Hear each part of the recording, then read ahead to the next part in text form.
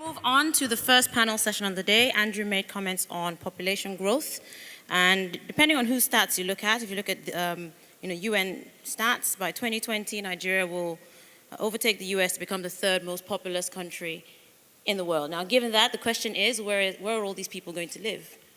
And we need to plan better. We need to make use of global best practices in urban planning, and that's what this next panel session is going to be about. Keywords to keep in mind during this session are infrastructure, regulation, and planning. So here's what we want to know. We know that we want to build cities that are sustainable economically and environmentally. We want cities that will attract investment, right? And we need favorable regulatory environments. So I think there's no better time to have this conversation around urban planning. So this will be a deep dive discussion on the potential impact of efficient land use, physical planning, building, and tax regulations. It will be moderated by Bolaji Edu, CEO, Brawl Property Group. So a round of applause for him as he makes his way up again. And we'll ask him to be joined by Olashupo Shashore, SAN, partner, Africa Law Practice, Moshood Olajide, partner and general counsel, West Africa Markets for PwC, Polowani Bey, CEO, Landmark Africa Group, and Abutu Odu, real estate partner, Olajide Oyewole, legal practitioners. Ladies and gentlemen, a round of applause for them as they make their way up.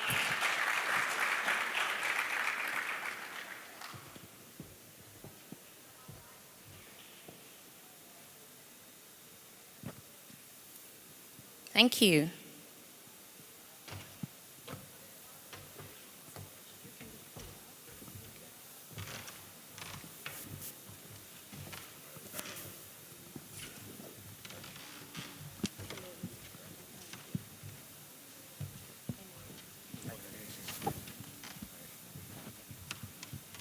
All right, over to you.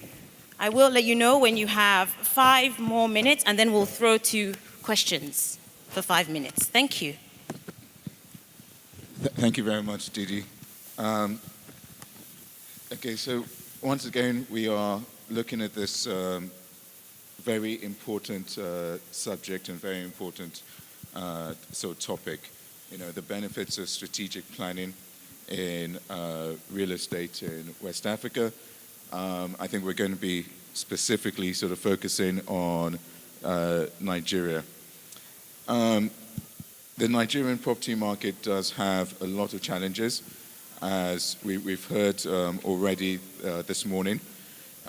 We have our infrastructure bottlenecks, deficit of infrastructure.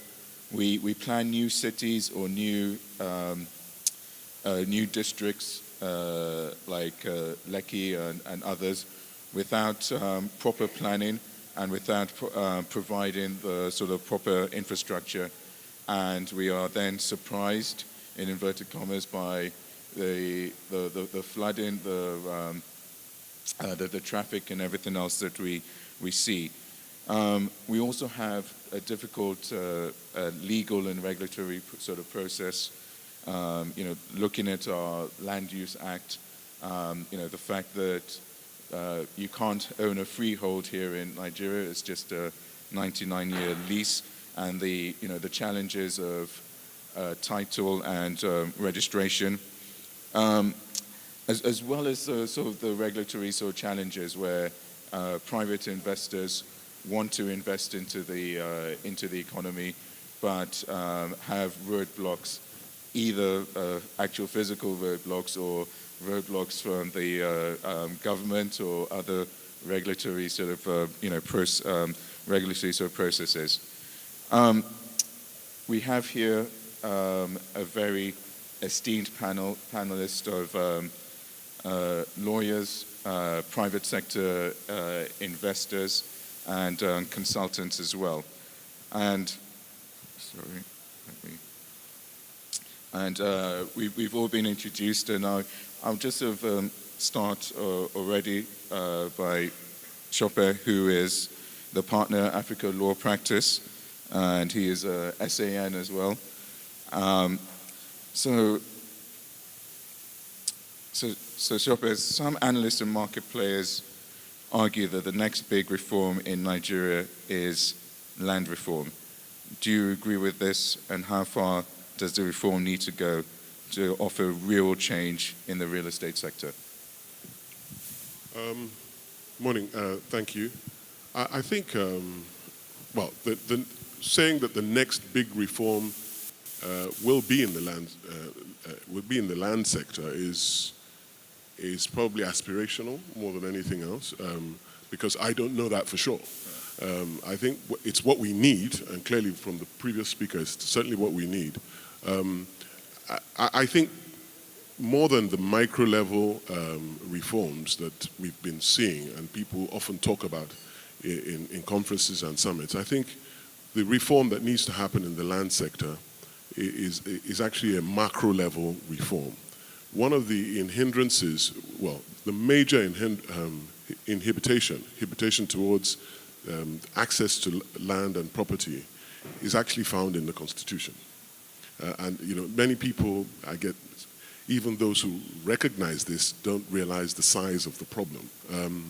If you have 3 balls and you put policy in one ball, you put legislation in another ball, and in the third ball you put practice and administration. So a lot of things that you see on the street level, on practice everyday confrontations, is in the administrative practice and administration. The people who you interface with in registries and what have you. And at the policy level, people tend to think about the right things. And generally, we make the right sort of legislation. So you wonder where the problem could come from.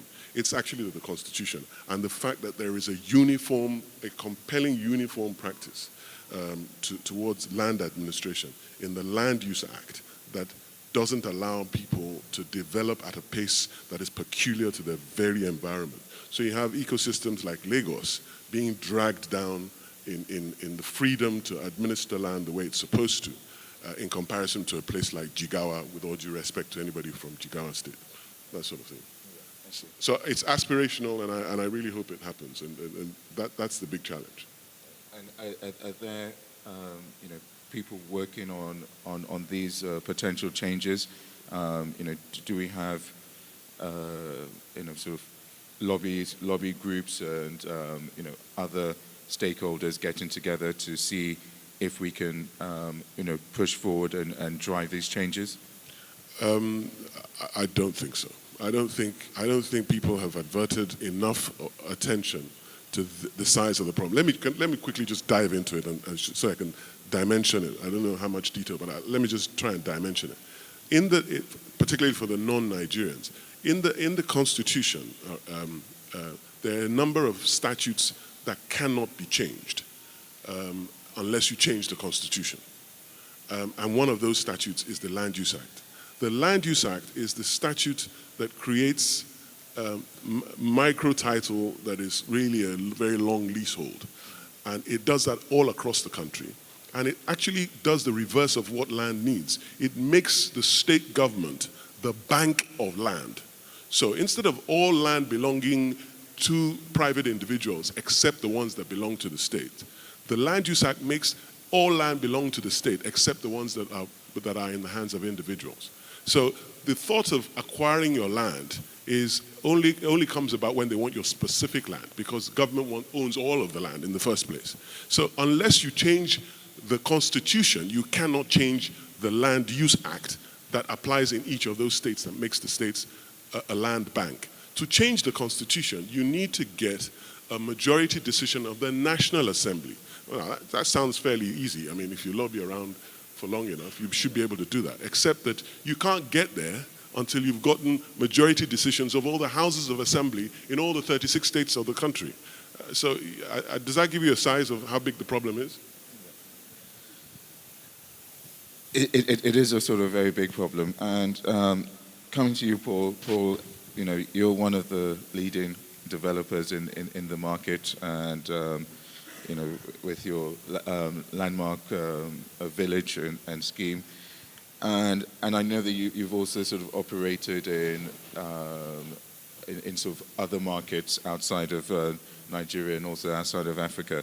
So, what regulatory and other practices have you sort of seen in other countries which we can bring into Nigeria, which can sort of help to, help to increase the transparency and the functionality of the market. Thank you, Bolaji. Good morning, everyone. When you introduced all of us, you said they're lawyers, consultants, and Private investors. Private investors, and I wondered where I was. But you corrected that by saying I'm a real estate bricks and mortar guy. So I was going to ask Shukwa a question when he was speaking. It's a very quick one before I jump onto that. No problem. So we know there are some defects in the Land Use Act. It's probably, 17 years old now. But are the real issues the application of what's there and some of the changes you can make around the Land Use Act within the confines of the Land Use Act to help real estate, rather than actually try to change it? Because you've obviously summed up the depth of the problem. Oh yeah, and you're absolutely right. And I tried to show the different levels of the problem. There's a macro problem that will create total freedom in the market. But there are micro solutions that you can come about. Things that reside in the land practice and administration of land transactions, and the entire practice of the people who control the regulatory and the registration process. So if micro-level reforms can bring short-term and can bring a lot of financial, it can bring some reliefs, but I'm saying there is a macro problem. But so I agree with you. A lot more attention to the practice and administration of land in Nigeria, particularly in Lagos, where there is an issue, will bring a lot of release. This has been done to some extent in the policy area and the legislation area. But the biggest confrontation is the human capital, the people who run land administration. Yeah. No, I'm glad you said that, because it's part of the answer to my question. So I think generally the system requires authenticity and transparency. It needs to be real. It needs to actually work for the people rather than people working for it. And then it needs to be transparent. People know what to do. They need to know what to do. And the problem with a lot of the laws and the rules and the policies in the country is that people just don't know what to do. It's not authentic. It's not transparent. Most of them are outdated, and most of them are highly unusable. Most of them, sorry. Shukwa was the Attorney General, so it's not quite. But so I think, and real estate. So when we look at real estate, just to give sort of some indication of what real estate's impact is or should be on an economy. If I was sitting in government on the top seat, and I would say every $1 spent on real estate is $1.68, I understand, in output. Now that tells you there's a 68% sort of, tax upside, if you like, to the government. So why on earth will policies be very anti-real estate growth? And as Andrew said, real estate is a big driver in an economy anyway, and if you pay attention to it, it helps drive other things. So on that backdrop, I'm basically saying, well, real estate, the things that are wrong with real estate, you look through the value chain. And we've mentioned the land issues. Title registration is one of the key ones. Andrew mentioned finance at the end. There's obviously the sort of planning and statutory processes that you have to go through. There's a supply chain and what happens in the ports, because 75% of real estate is imported. And that tells you that sort of 70, 80% of real estate is outside the control of the private practitioner. It's sort of all statutory government. And if you get that bit right, then we begin to stand a chance. Now, so the issue here is most of those things you can deal with by the stroke of the pen, to some extent, and I suppose you then have to try to execute. Now, specifically to answer your question, what could be done better? So, I suppose the easy answer is, look, privatize this whole lot. Privatize this whole thing. Anything that the government works on, you don't really have aligned interest. But if you have a private company that has to make money from people coming to submit their planning consents and receiving them, then maybe there'll be more planning consents that are looked at and received. Title registration as well. Privatize is one issue. Computerize it is another. Take out human interference. It should be something that you should be able to deal with. But how do the communities or the environment or the consumers actually benefit from this? Well, if real estate is cheaper, then it doesn't get passed down to the tenant, who doesn't pass it down to their products, and it doesn't get passed down to the population. If if you remove some or you increase the infrastructure around real estate, you spend less on, actually, developers spend less on their real estate too, and that goes straight back into the economy. So apart from the economy. So my one solution would be, and you see it in a few other countries, but one of the countries I'm familiar with, United Kingdom. I think United Kingdom is called Section 106, yes, where rather than paying all sorts of multiple government taxes, basically the planning charge and infrastructure charge is literally a contribution towards the infrastructure in that area. So whether it's you pay towards infrastructure like a school in the area or a road in the area or the drainage system or the sewage system, or you actually ask to provide it, or you're providing social housing. So someone said there's a 17 million housing deficit in the country. If you're building housing, say you're building 500 units of housing, then you designate sort of 20% of it as affordable housing or social housing, as the case may be. So I think there's some real practical ways, literally by the stroke of a pen, you can begin to improve the infrastructure around, reduce the burden on the developer, and increase the efficiency and for the end user tenant. And hopefully that finds its way back into the economy too. Okay, thank you very much, Paul. You mentioned the infrastructure deficit, and I want to sort of come to that and move over to Moshood. The infrastructure deficit has been something which we've been sort of talking about for many years, and this is whether it's energy or transport, and we've all experienced just even this morning, for those who aren't living in Nigeria, just what happens to transport in the city when you get you get some rain. How do we sort of unlock either the investment capital for infrastructure? Is it a lack of willingness from the investors, or are there barriers by the government or the regulators or the legal system to unlock that? Thanks a lot. For Moshood, Paul, you can follow on after that. I'll gladly have Paul jump into it. Right. So I'll give you some sound bites and then Moshood speak. So I think two simple things. One is a lot of the money that we pay in taxes and infrastructure charges doesn't get recycled back into the infrastructure, and two is if real estate is cheaper, then there's a lot more money to spend on other things too. So I suppose those are my easy things. But Moshood and I have had some battles before this. So I think there's a broad issue, which is what the learned talked about. But there's some simpler, more straightforward issues that could help businesses.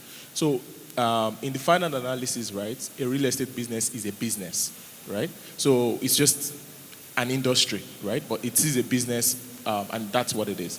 So it is also negatively impacted by the ease of doing business within that community. So the reality is that for someone like Paul will rather pay taxes that are definite, that are clear, and that are consistent, right? It's not so the tax rate. The primary tax rate in Nigeria for income is 30% for companies, right? That's not significantly huge compared to other countries. The real problem is multiple taxation. So after he pays that 30%, someone is going to say, come pay a ball charge. Someone is going to say, oh, there's a signage fee. Someone is going to say, you are standing in front of your building, pay money. You are laughing too much, pay money. You have radios and TVs in your building, pay money. So that's really the problem, right? So from my perspective, I think while there is a broad approach towards resolving the big elephant in the room, which is the Land Use Act, there are simple and smaller things that the government can do to unlock capital. And one of the most significant one is ease of doing businesses. So for example, even in Nigeria, when you want to comply, the process of compliance can be very difficult and painful. So ease of compliance. So you see a lot of people that would say, okay, I even want to pay the right amount of taxes, but nobody can really define what the right amount of taxes is, because some local government guy is going to wake up tomorrow and say, oh, by the way, there's an edict that says you should pay this charge. So you really, really can't plan, you can't predict. So from our perspective as PwC, we've realized that investors are not really, if you ask investors to pick between tax holiday and a stable policy environment, they will pick a stable policy environment, because with a definite amount of tax, they can plan and they can know how they can make profit from their business, as against they having a tax holiday and then in the third year of that tax holiday, you're trying to roll back the tax holiday and charge them for back duties and all of that, and you then mess the entire business plan up. So from my perspective, I think that just the government focusing on ease of doing business, ease of paying taxes, ease of compliance with government rules and regulation, transparency, openness in terms of what are the rules that apply. Because sometimes some rules exist and nobody knows about them. It's when you're about to do something that they then bring out that rule. So there's really no way you can completely know exactly all the things that you need to do a particular business in a particular sector in Nigeria. And that in itself is a very, very big thing. And these are all issues around ease of doing business. So for me, I think that if the government can deliberately address the issue of ease of doing business, right, there will be a lot of capital that will be unlocked. Because ultimately for businesses, unless there's a margin to be made, right, there's a lot of competing need for capital. So why should I bring it to Nigeria? I could take it to anywhere else in the world. So if I'm going to bring it to Nigeria, I must be sure that there's some margin to be made and the margin is worth my while. Now, if the margin is very, very thin and I'm not even sure I'm going to get that margin, then why should I do the business in Nigeria? So most of the points that Paul has been making, I think they all come under that umbrella of ease of doing business. So if the government can just make it easy to do business in Nigeria, and it's that simple, just make it easy for people to do business. Honor contracts, right?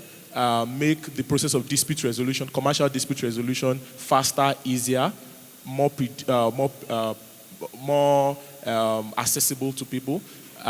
It will be easy because, for example, if there is a commercial dispute, how long does it take for us to resolve that commercial dispute? What's the framework for resolving that commercial dispute? If I have a contract with the government, is the government going to obey that contract?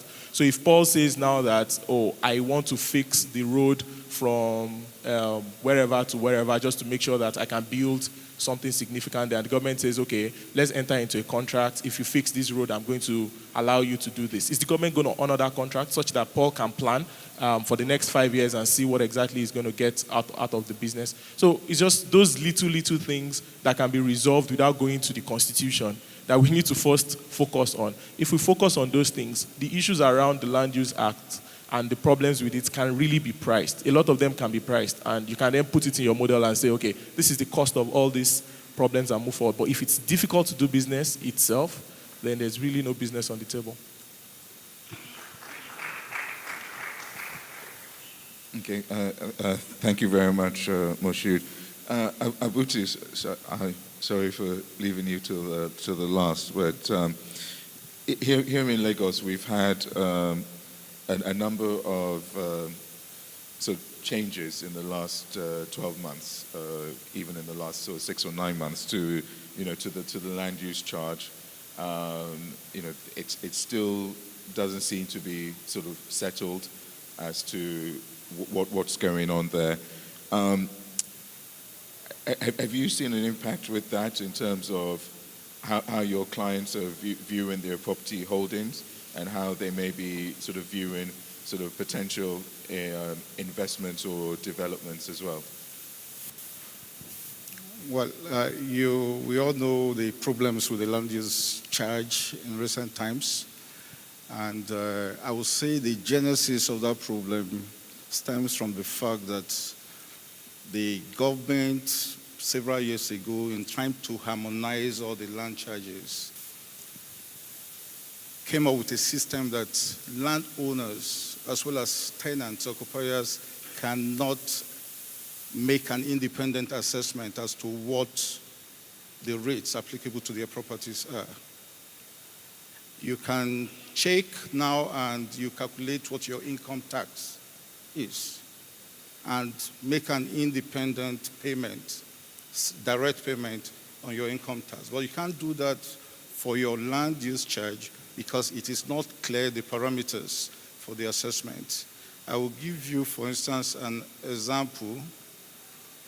They say it's a harmonization of all land-based charges. So you have tenement rates, which by law, the Constitution, is the responsibility of the local governments to collect, and the responsibility of the occupiers, the tenants, to pay. And you have ground rent, which is the owner's responsibilities to pay. So when you harmonize it, and you don't give a breakdown as to which element the occupier should pay or the landlord should pay, it becomes a problem because you have a situation right now where even the law encourages the occupiers to pay. No tenant will pay land use, the ground rent for a landlord because it's not by law the responsibilities.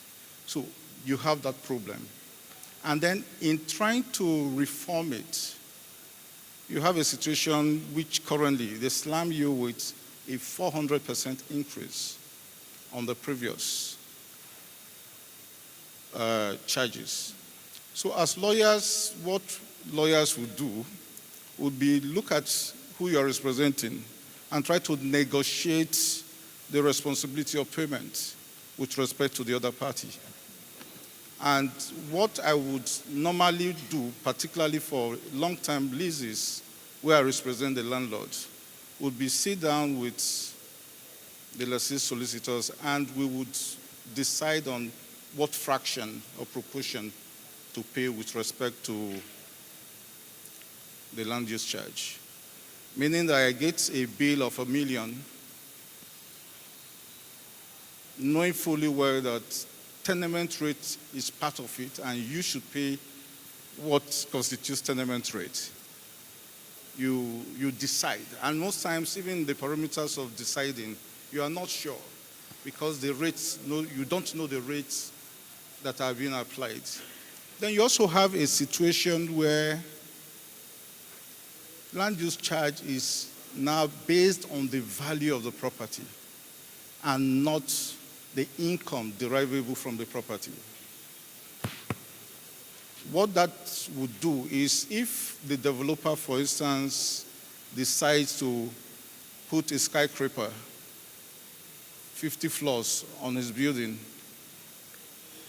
he will pay based on that value rather than what is the normal thing to do, pay on the basis of rates applicable to the location per square meter. Meaning that everybody in that location pays the same thing based on the space you occupy.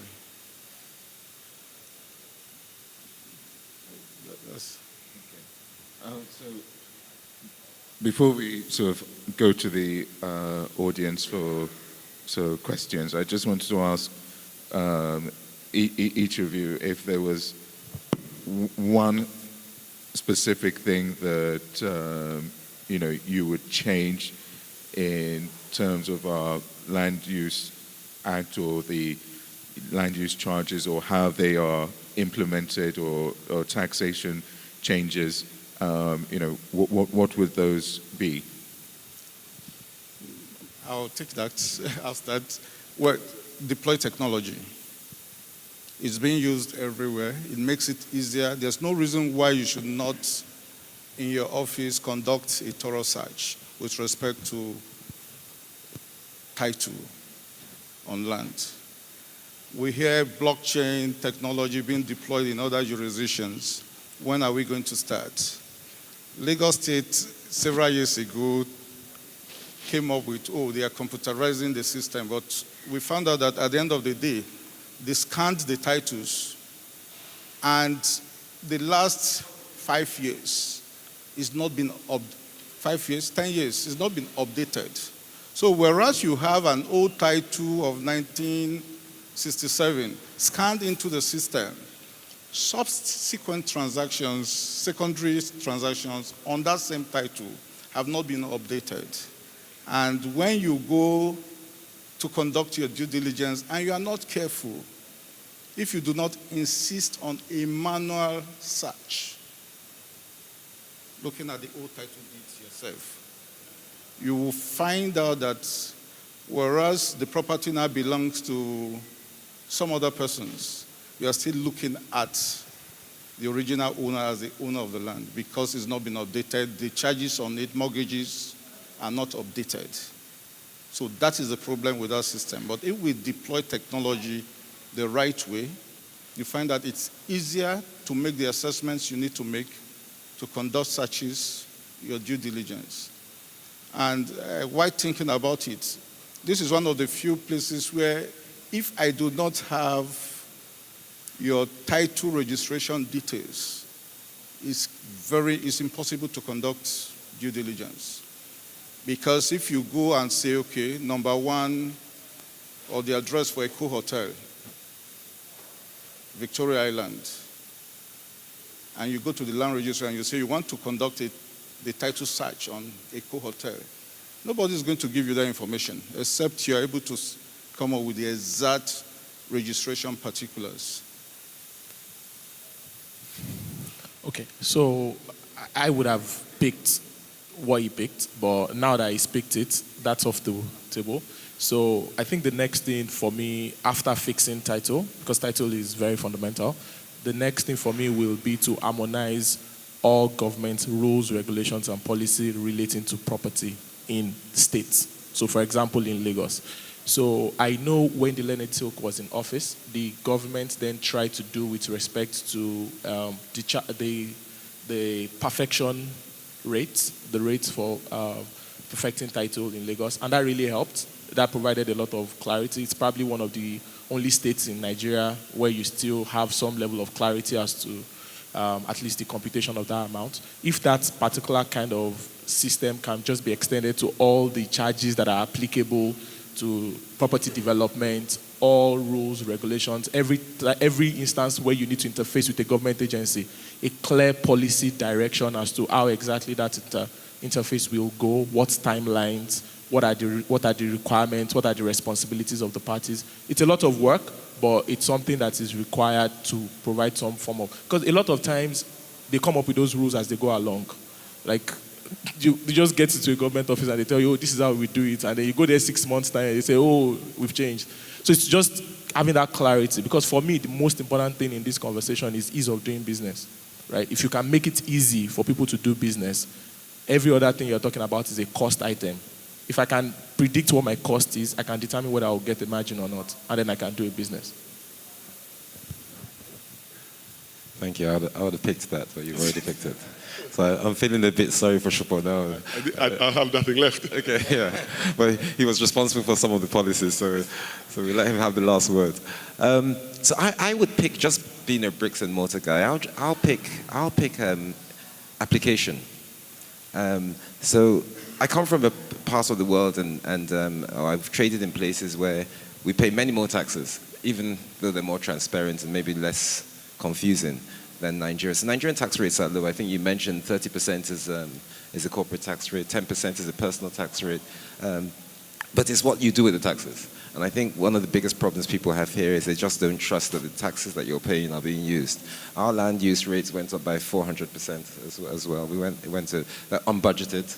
It was almost impossible to apply and even pay for. And I understand in the policy there's a 135-day law that says the government can literally seize your property if you haven't paid for 135 days. So obviously that frightens you if you've invested a lot in your real estate. But I think it pales into insignificance if you actually see what the money is being used for. As an organization, we were doing, so we had this little fight with Lagos State over the last 6 months.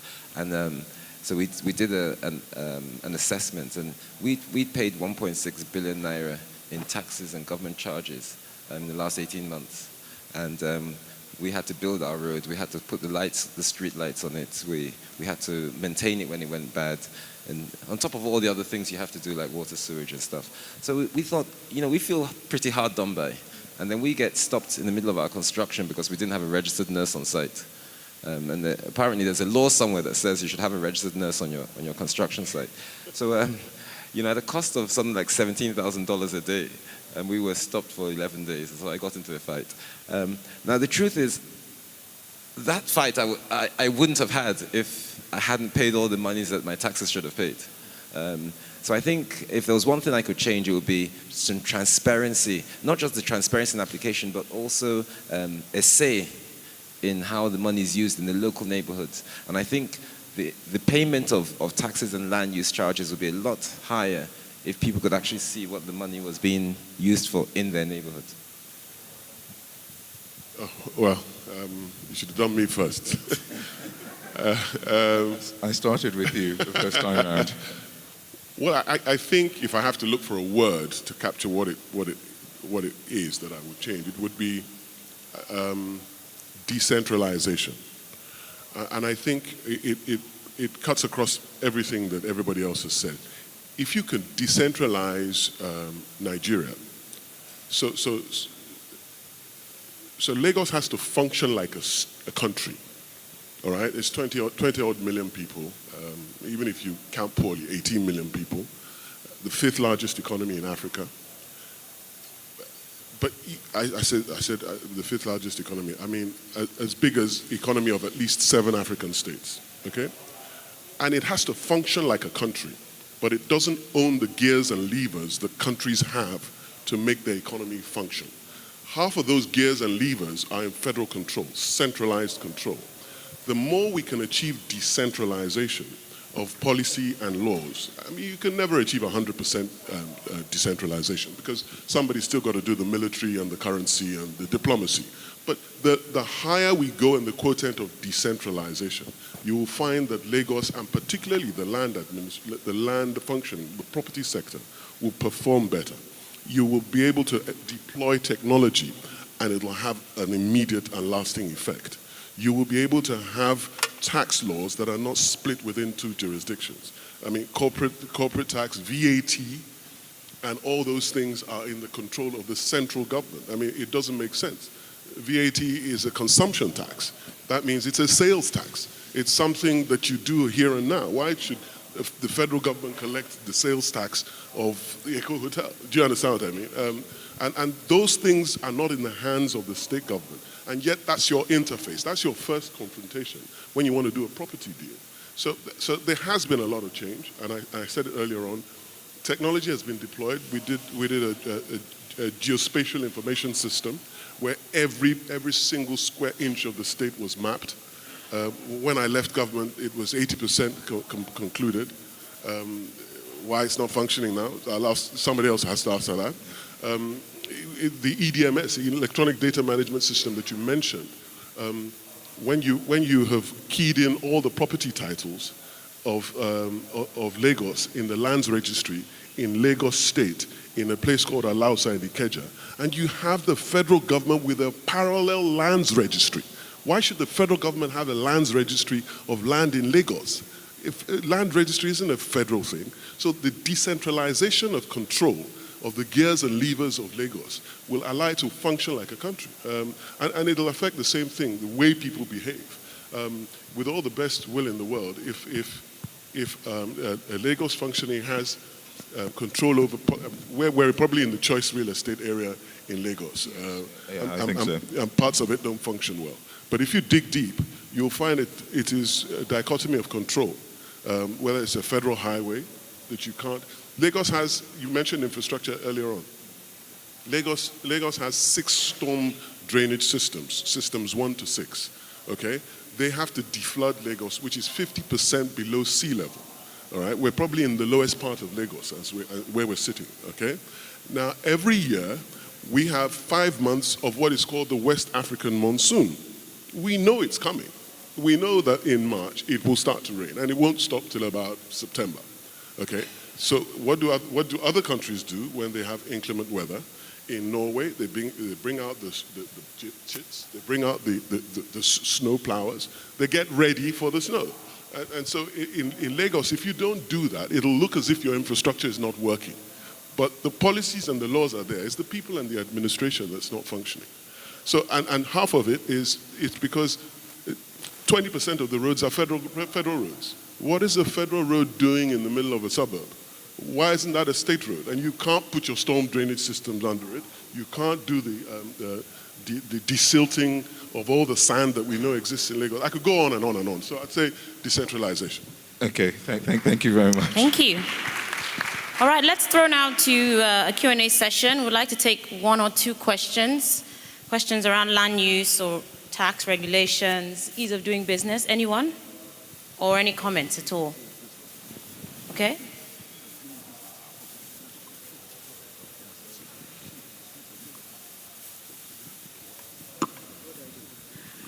Good morning. Hi, all of you. Thank you very much for a rather interesting panel. As usual, these things raise so many questions and comments. I don't really have a question per se. I more want to actually, well, I guess I do have a question of Mr. Shashare, which has to do with arbitration. And I wonder if you could just say a word or two on that in terms of dispute resolution that somebody else mentioned. And the other thing I would say is to the gentleman from PwC is that perhaps what we don't need is a harmonization of policies, but just a clarity of policies. Because one of the biggest impediments that we have at the moment is that we have too many policy changes. So please don't bring out any new ones in an attempt to harmonize. Just bring them out. Let us know what they are. And then if there are any areas of conflicts, we can raise them. I think for me personally, I just feel that with every successive government changing the policy of the one before and not concluding what the one before started has actually been the biggest impediment to growth in real estate, especially here in Lagos, where we kind of felt after 16, 17 years that we were going somewhere. So if you could just say a little bit about arbitration, because I do know that the Lagos Court of Arbitration, I think it is, seem to have some of the answers. Thank you. Should I take that now? You want to take all the questions? Go ahead, please. It's one of the indices of ease of doing business is effectiveness of and the certainty of enforcement of contracts. If you can't enforce contracts speedily, effectively, and finally, people won't make investment decisions. And if they don't make, and real estate is one of the most permanent investment decisions you can make. So private dispute resolution has to increase. And we took the initiative. There is a Lagos Court of Arbitration. But again, decentralization the lack of decentralization has affected the public dispute resolution system, where court appointees are made by the federal government for the state. The compensation system of presiding judges is in federal control, whereas they're state appointees. You have half of the hierarchy of courts, not less than a third of the hierarchy of courts are in state control. You can't get finality easily because there is an automatic right of appeal into the federal system.